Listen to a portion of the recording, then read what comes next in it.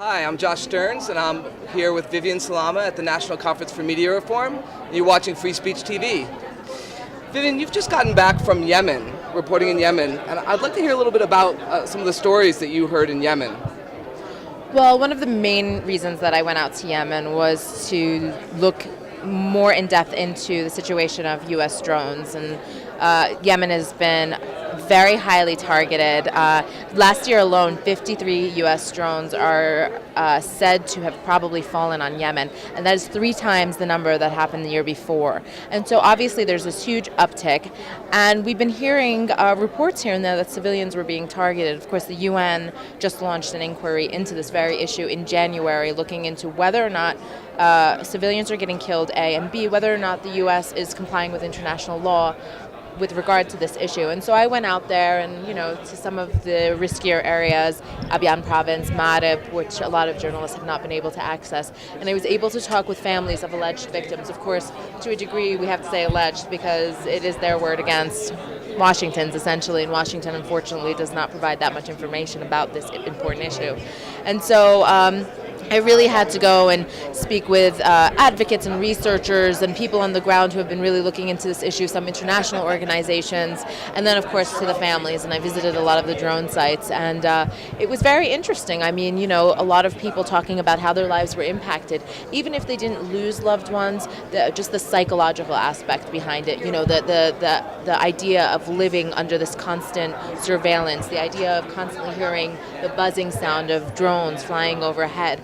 It's taken a toll on daily life, and of course what we hear is a lot of people turning to Al-Qaeda and other extremist organizations as a result of this. Certainly there's an aspect of that, but really it's just these people, these very, very simple, very poor people in many cases, living in terror. And it's been a really unfortunate situation because in many cases the Yemeni government has kind of allowed it to happen, and this is why a lot of the people I spoke to were very upset.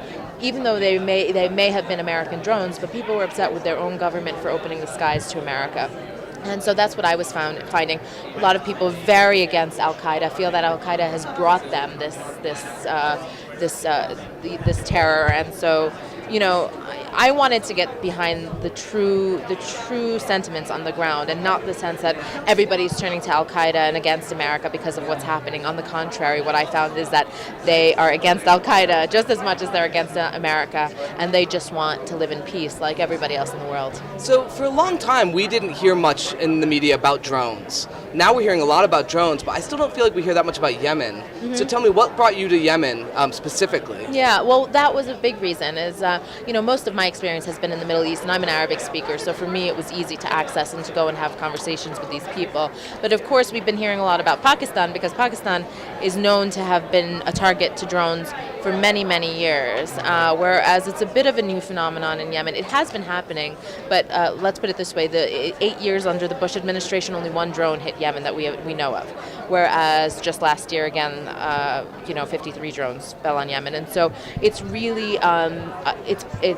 they've upscaled it in the last year. And then, of course, we have to keep in mind that what happened in Yemen is that it was also part of the Arab Spring. They overthrew their president, Ali Abdullah Saleh, last year.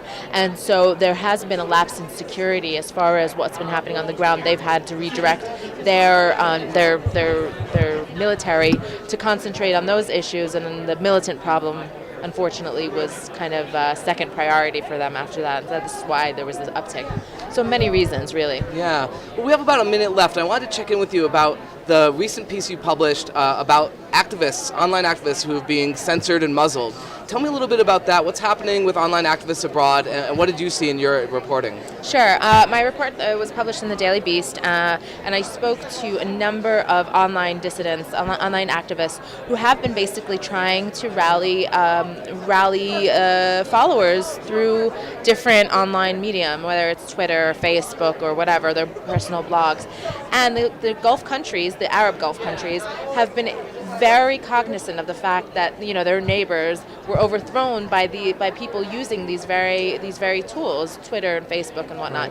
And so they have really clamped down, and they're trying to put a stop to it as much as possible. But really the question that I ask, and I've been asking people, is can they do that? Can they successfully stop people from doing this? And so it's something we're going to be looking into more and more. Thanks very much, Vivian.